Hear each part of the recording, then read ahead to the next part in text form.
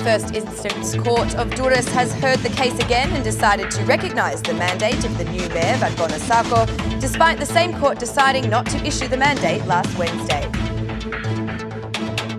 Opposition leader Lawson Basha presented the main pillars of the anti-corruption platform to be implemented by the DP when they come to power, with provisions for wealth verifications for politicians and public employees. The Academy of Sciences has addressed an official request to the President of the Republic to reconsider the decree rejecting the name of Skandar Janoushi for the head of the Academy of Sciences. It's 6 o'clock on Friday, the 19th of July, 2019. Good evening and thank you for tuning in to RTV Ora's English edition. My name is Alexandra, bringing you the only daily update of the local Albanian news translated into English. The June 30th election saga continues. Following the decision by the Durrës court refusing to recognise the mandate of Mayor Valbona Sako, the same court, though this time with another panel of judges, has determined the mandate legitimate. The Socialist Party submitted a new but similar claim to the same court, even though it is a well-known basic principle of law that the same court cannot adjudicate a case more than once.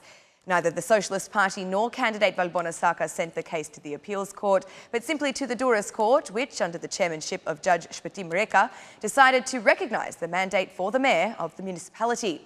RTV Ora learned that the same strategy will also be followed in regards to the case of the Vora municipality.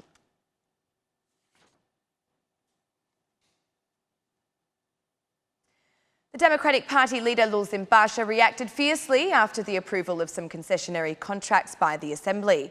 The chair of the opposition said that the Prime Minister, Edi Rama, is a psychotic thief, accusing him of giving his clients over €500 million per year through 2 contracts alone. As has been made public, Edi Rama's criminal government is continuing the robbery and alienation of the country's economy and public assets through criminal concessions aimed at abducting Albania for himself and a handful of his clients. Everything else has stopped. Everything else has come to an end in this governance. Only one thing is strengthened and increased every day: the stealing and robbing of public money. All Edi Rama's governance is now a daily and ongoing criminal activity, declared Basha. Every act, every action, every one of Edi Rama and his ministers' signatures are provided only to steal, to rob, to profit unfairly. This criminal government activity has brought and is bringing devastating consequences to the country. There will be devastating economic, social and political consequences, said Basha. Basha unveiled the anti-corruption platform of the Democratic Party while saying that handcuffed politicians are the most important contribution to goodwill. He promised to capture the illegal assets of politicians and public employees. We will investigate the money and wealth of all those involved in one way or another in these criminal concessions. The investigation will include the wealth of all former officials and current officials. The detection and recovery of stolen assets will be an absolute priority, declared Basha. The opposition leader unveiled the platform for the return of stolen money to Albanians. Any concessionaire contract, any state contract, will be considered a potential criminal offence and shall be investigated without exception. Every private entity and private company, any private or public person involved in drafting and approving these contracts, from simple lawyers to the Prime Minister, will have their wealth and income verified without exception in Albania and wherever else they may be holding their wealth, said Basha. Basha added that all laws that were passed in the most recent and final sitting of the Assembly were for concessions and corrupt contracts aimed at the personal benefit of Edi Rama and his clients without any public benefit.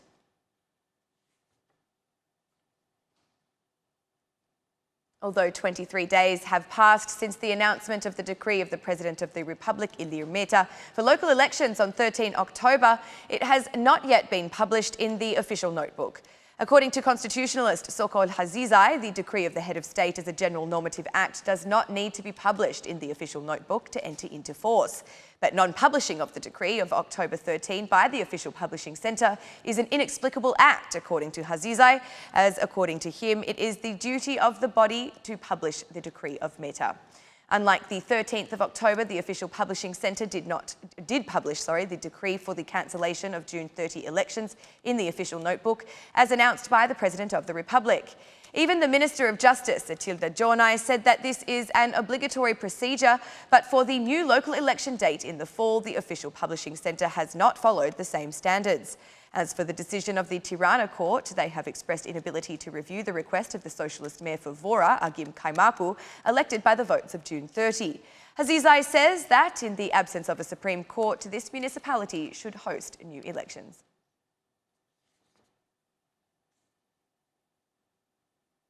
The Academy of Sciences will institutionally address President Ilir Meta to reconsider once again the decree when he rejects the name of Skandar Jinushi in the post of Chairman of the Academy of Sciences. At the end of the extraordinary meeting of the Academy of Sciences, the Vice Chair of the ASA, Vasil Tole, says that the time when Skandar Jinushi was elected as the Chair of the Academy of Sciences was appropriate.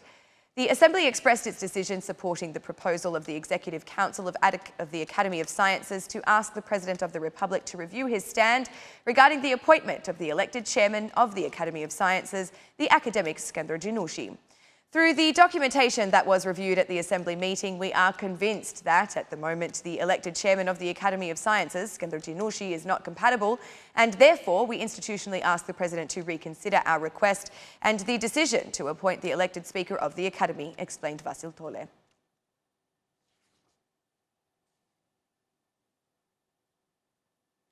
The operational plan in the fight against informality will be accompanied by an application called Stop Informality, where all citizens will be able to denounce cases in violation of the law. This was announced by Finance Minister Anila Denai during inspections in various businesses in Tirana. The application is called Stop Informality and is not just for our use, it's for the public. It will be an easy application and is an invitation that this app will be seen as a support to tax administration in several respects, not only to denounce informality, but also to advertise the different approach that the tax administration has to apply, said Denai. Once again, Denai stressed that the fight against informality will continue until full compliance with the law. We are open to looking at this as a bilateral relationship. We are open in this process to be together and to improve. But in relation to informality, we say stop.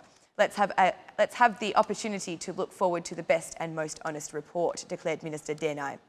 Earlier, Denai signed a memorandum with Croatia's Economy Minister, Darko Horvat, in the pharmacy, transport, tourism and energy sectors in order to increase cooperation between the two countries. The Croat minister said that the focus is not just on the increase of exports and imports between the two countries, but also the stabilisation of Croatian investors in Albania.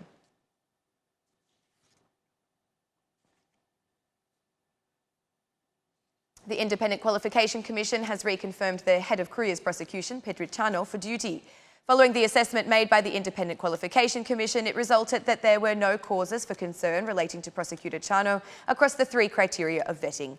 At the hearing, Chano received a particularly positive assessment in relation to the purity of his figure.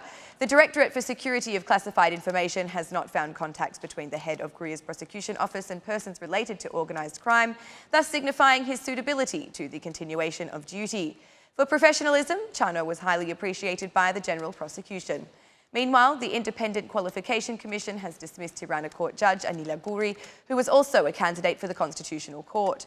The Independent Qualification Commission informed that wealth problems for Anila Guri were noted in the report by the High Inspectorate of Declaration, Audit of Assets and Conflict of Interests, or HID-AACI. According to this report, Judge Anila Guri did not make accurate declarations regarding the property, has no legitimate sources, has concealed wealth and assets, and made a false declaration.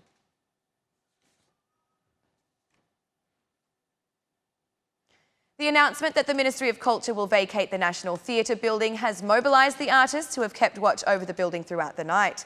Actor Neritan Lichai argues that the removal of the objects in the theatre is psychological pressure, raising concerns about where these objects will be stored. Declaring that they will defend this cause to the end, director Robert Budina said they would not hesitate to use any instrument, even those that are less than democratic. The Alliance for the Protection of the Theatre has protested for more than a year against the destruction of the theatre. During the past 2 days, the building has been monitored around the clock due to the reports that the Ministry of Culture will displace the materials and objects, a denunciation that has not been accepted by this institution. And that's the news across the country today. Thank you for watching our English edition this evening, and be sure to join us again every Monday to Saturday at 6 p.m. for the latest news from Albania. Once again, on behalf of RTV Ora, thank you and good night.